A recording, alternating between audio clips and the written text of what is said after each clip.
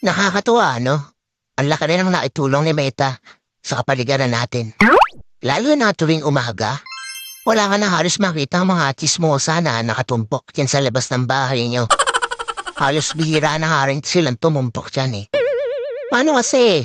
Mas gugustuhin pa nila na mag-isip ng content para sa reels nila maghapon. Oo, ayaw na nila makipagchismisan o makitumpok dyan sa labas ng bahay niyo. Actually, yung atensyon nila imbis na makipagchismisan, napunta na lang talaga sa pagre-reels. At ito pa ha, imagine ninyo. Kung dati, bumibili lang ng mga lutong ulam yung mga yan, ngayon, sila na mismo ang nagluluto ng mga ulam. At, kahit pritong itlog, inire-reels pa. Ganon kahusay si Meta. At ito ang pinakamalupit.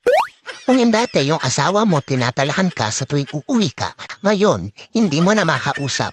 Kasi, busy na sa pagla-live o hindi kaya busy sa panonood ng live. At ang mas matindi, hanggang madaling araw, nakikipag-engage na lang siya dahil wala na siyang pakialam sa'yo. Ang husay ni Meta, no?